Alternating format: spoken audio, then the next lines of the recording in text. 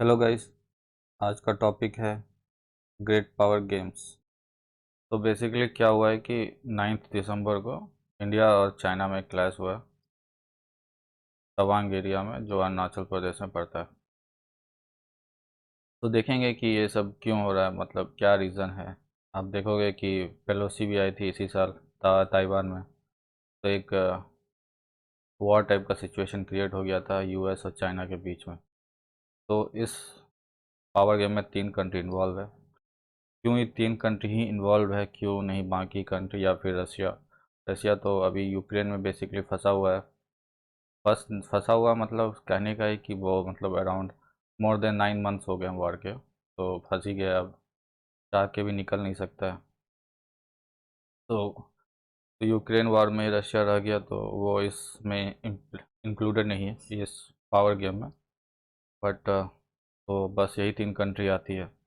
और साथ में रसिया और यूएसएसआर जब था तब ये लोग थोड़ा मैच्योर हुआ करते थे कि मतलब किससे लड़ना है, किसके खिलाफ लड़ना है, डिसाइड करते थे। या फिर इसका कॉम्पिटिटर जो यूएसए था उस टाइम, तो उनका क्या सिचुएशन होता था, तो किसके अगेंस्ट वॉर होता था, करना था या नहीं करना था, किसको दोस्त बनाना था दुश्मन बनाना था, तो ये सब काम ये लोग थोड़ा सोच समझ के करते थे। अब रसिया का क्या है कि ये लोग अगर कोई उनका बात नहीं मान रहा है तो सीधा वॉर, नहीं तो फिर फ्रेंडशिप। ये थर्ड डिप्लोमेसी टाइप का एक्टिविटी इन लोग से नहीं होता है। और ये बाकी 3 कंट्री डिप्लोमेटिक वॉर मतलब सिचुएशन के हिसाब से काम करती है। तो ये लोग अभी भी पावर गेम में बने हुए हैं। सिर्फ डिप्लोमेसी ही नहीं बल्कि बहुत सा फैक्टर्स भी इंक्लूड है। तो देखते हैं कौन कौन सा फैक्टर्स है इन लोगों का इस मल्टीलैटरल वर्ल्ड में, और क्या क्या रोल ये लोग फ्यूचर में प्ले करेंगे। मल्टीलैटरल वर्ल्ड वो होता है जहाँ पे एक कोई सेंटर ऑफ पावर नहीं होता, more than one centre of power है। जैसे आफ्टर कोल्ड वॉर 1990 के बाद क्या हुआ था कि यूएसए सेंट्रल पावर बन गया था। तो बट अभी के टाइम बहुत सा मल्टीलेटर मतलब सेंटर ऑफ पावर है, जैसे चाइना हो गया, तो वो भी एक सेंटर ऑफ पावर है। रसिया हो गया, वो तो अकेले ही काफ़ी है। यूक्रेन को भी मतलब के साथ लड़ रहा है, बाकी को भी धमका के रखा है कि हम छोड़ेंगे नहीं। सो देखते हैं ये पावर गेम क्या है बेसिकली, क्यों ये लोग मतलब लड़ एक दूसरे को पोक करते हैं या फिर क्या चाहते हैं बेसिकली। पहले यूएसए चाइना का कंपैरिजन देख लेते हैं। आप देखोगे कि मिलिट्री बजट जो है वो 782 बिलियन डॉलर है।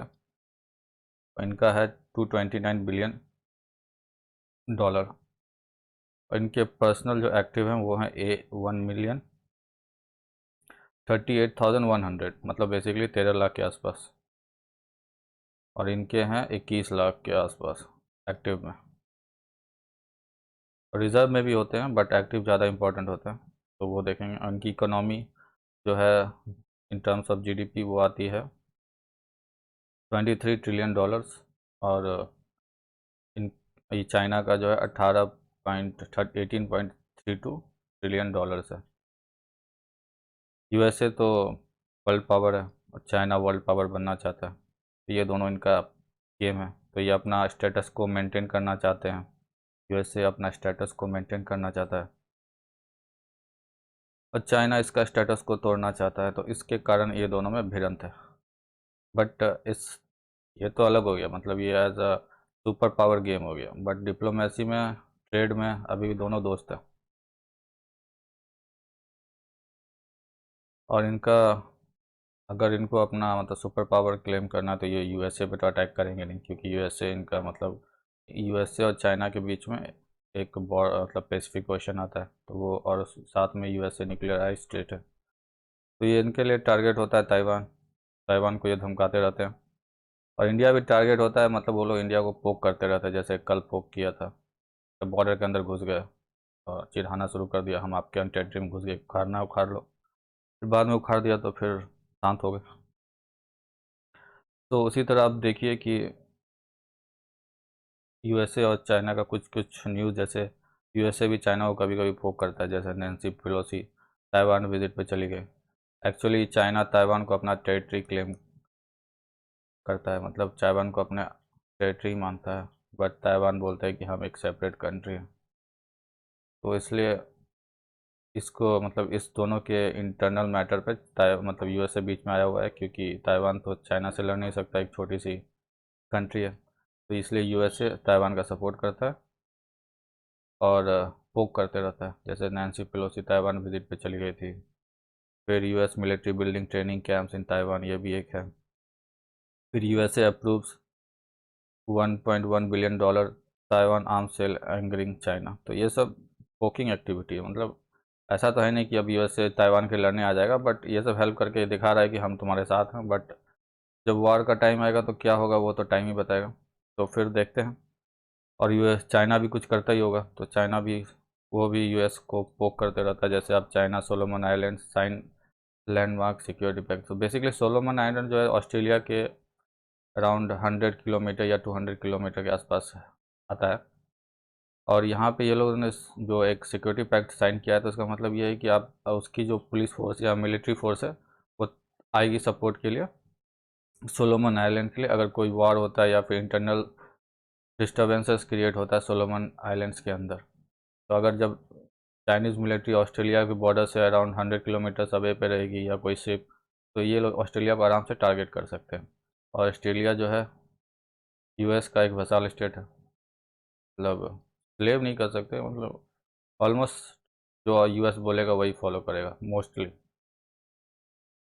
और दूसरा है कि ताइवान को भी ये लोग डराते रहते हैं, तो sends record wave of bombers into Taiwan defence zone.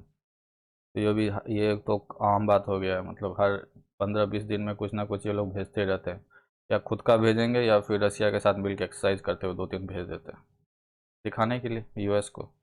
Taiwan को नहीं दिखाते क्योंकि ताइवान पता है कि वो लोग अगर वार हुआ तो ज़्यादा दिन टिक नहीं पाएंगे।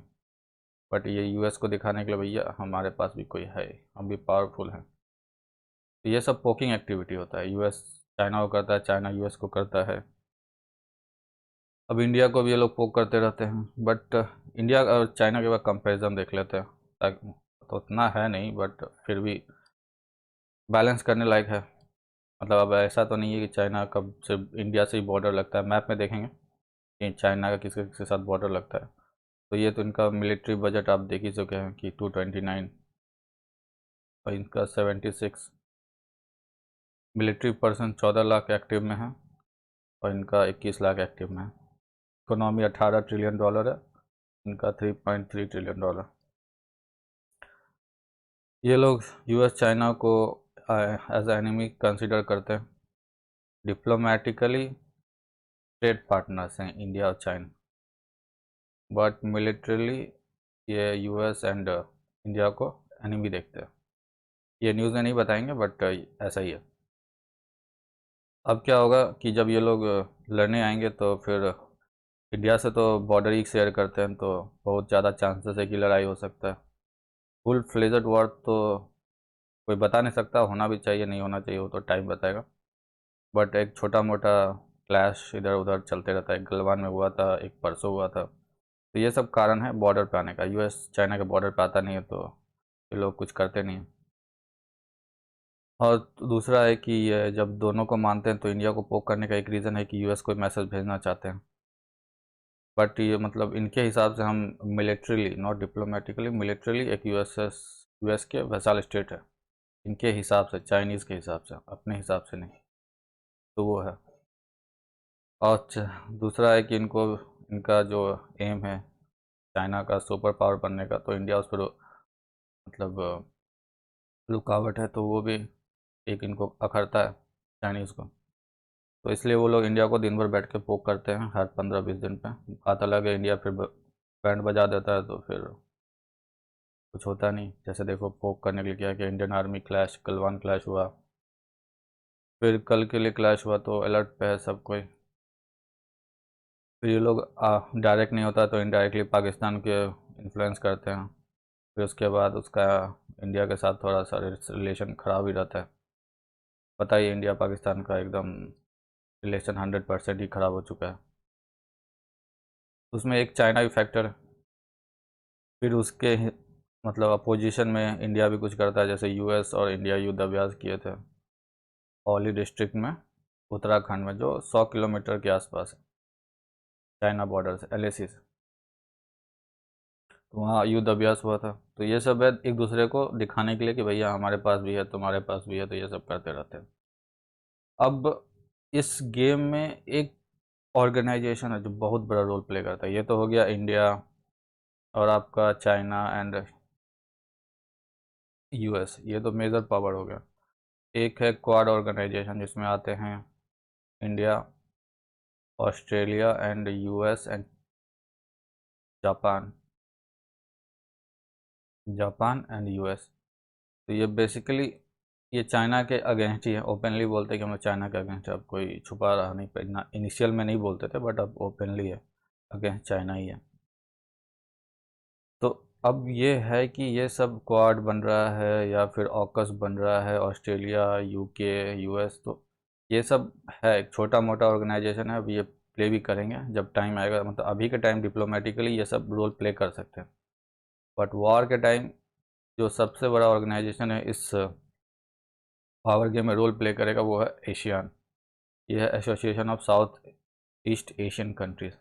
तो बेसिकली आप देखेंगे कि ये कंट्रीज़ जो हैं ये बेसिकली मतलब बैरियर क्रिएट करते हैं इंडियन ओशन में और पैसिफिक ओशन के बीच में। तो आप जब भी कुछ लेके आइए पैसिफिक से तो आपको इधर से ही मेनली जाना होगा या फिर इधर से जाना होगा, घूम फिर के इधर से जाना होगा। तो एक ये बैरियर क्रिएट करते हैं। तो इसलिए आपको जो भी कंट्री इस कंट्री से अच्छा रिलेशन रखिएगा तो उसका बहुत ज़्यादा चांसेस है कि वो मतलब इंडो पैसिफिक या फिर वर्ल्ड पे एज अ सुपर पावर निकल गया।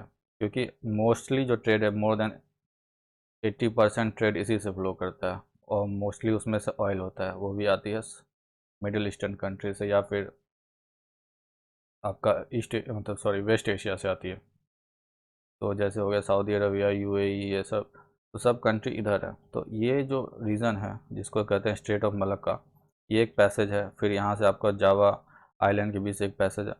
तो ये सब कंट्री ही जो हैं इसमें प्ले कर सकते हैं। जैसे अब इंडिया चाइना में वॉर हो गया तो वो लोग अगर हमें अटैक करेंगे तो बॉर्डर से ही कर पाएंगे। सी का रूट होगा तो हम लोग यहाँ से बंद कर देंगे, यहाँ से बंद कर देंगे।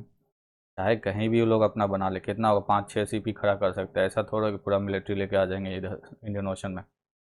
तो ये जो पैसेज है या फिर ये कंट्री, तो इसलिए इंडिया हर टाइम ये बोलता है कि एशियान जो है ये सेंट्रलिटी है, किसी भी सुपर पावर को सुपर पावर बनने में हेल्प कर सकता है। ये लोग सुपर पावर तो नहीं बनेंगे, उतनी मिलिट्री नहीं है, बट ये लोग ऐसे जोग्राफिकली प्लेस्ड हैं कि आपको जो सुपर पावर बनेगा तो उसको इनका हेल्प लगेगा ही लगेगा, चाह के भी नहीं चाह के भी, चाहे आप चाहे नहीं चाहे। और इस केस में इंडिया और यूएस को इसलिए फ़ायदा है क्योंकि जो चाइना है वहाँ पे एक ये 9 डैश लाइन है।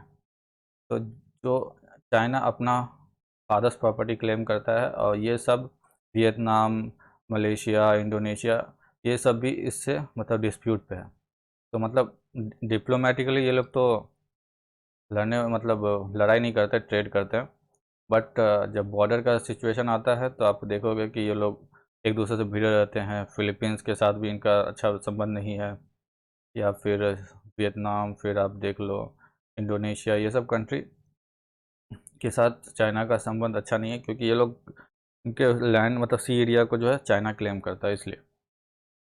तो बट इंडिया का इनके साथ अच्छा रिलेशन है, चाहे वो म्यांमार हो। अभी थोड़ा मिलिट्री रूल आ गया है बट फिर भी इनका रिलेशन अच्छा है चाइना मतलब इंडिया के साथ। और चाइना भी के साथ भी अच्छा है बट उतना नहीं है, ट्रस्ट वर्दी रिलेशनशिप नहीं है। ट्रेड रिलेशनशिप है, मतलब वियतनाम का तो बहुत ज़्यादा ही ट्रेड है चाइना के साथ। और इसमें वियतनाम मोस्टली एक्सपोर्ट करता है और चाइना लेस इंपोर्ट करता है। जैसे इंडिया और चाइना का अभी का टाइम है, इंडिया ज़्यादा इंपोर्ट करता है और चाइना ज़्यादा एक्सपोर्ट करता है। तो उसी तरह वियतनाम ज़्यादा एक्सपोर्ट करता है, चाइना ज़्यादा इंपोर्ट करता है। तो ये रिलेशनशिप सही है। बट जब आप बॉर्डर पे आओगे, जियोग्राफी पे आओगे, तो फिर चाइना इनका ही टेरिटरी क्लेम करता है। तो ये भी एक इशू है। तो इस फैक्टर में अभी तो इंडिया और यूएस इस बेनिफिट पे हैं, बट फ्यूचर में क्या होगा पता नहीं। और आप देखोगे कि ये जो ताइवान का एरिया, ये एक यूएस के लिए बेसिकली एक एयरक्राफ्ट कैरियर टाइप का है। मतलब आप आराम से उतार के चाइना के एकदम पास में है, कुछ भी ला के डाल के अटैक कर सकते हैं। यूएस तो इधर पड़ेगा, पैसिफिक ओशन इधर आएगा। जैसे जापान वर्ल्ड कोल्ड वार के टाइम पे था उस तरह रशिया यूएसएसआर के लिए उस तरह ताइवान है। तो यूएसए तो इसको छोड़ने वाला नहीं है। क्योंकि अगर यूएसए छोड़ दिया तो फिर एशिया में, नॉट एशिया, पैसिफिक में फिर यूएसए का इन्फ्लुएंस पूरी तरह से ख़त्म हो जाएगा। क्योंकि फिर उसके बाद आराम से चाइना वाले इधर से उधर जा सकेंगे और बिना कोई रोक टोक के। फिर उसके बाद ऑस्ट्रेलिया को परेशान करेंगे, फिलीपींस को परेशान करेंगे, तो ये इनका दादागिरी यहाँ पे शुरू हो जाएगा। बट इंडिया के लिए एक फैक्टर है कि ये मलक्का फ़ायदा में है, और जो भी छोटा छोटा रूट्स है तो इंडिया ब्लॉक कर सकता है, तो उनके लिए ज़्यादा कोई टेंशन नहीं है। बट इंडिया के लिए जो टेंशन है ये बॉर्डर एरिया, इसलिए आप देखोगे क्लैश इधर ही होता है मोस्टली, क्योंकि इस साइड तो कुछ ये उखाड़ने वाले नहीं है, ना उखड़ेगा। बट आप इस साइड देखोगे ये छोटे ये जो एशियान देश हैं तो उनके साथ इन लोगों का सी बॉर्डर इशू चलते ही रहता है। तो आपको अगर मतलब यूएस को या फिर इंडिया को जीतना है तो एशियान का सपोर्ट तो लगेगा ही लगेगा, चाहे इधर से या फिर उधर से। फिर आगे देखते हैं। तो आज के लिए इतना ही था।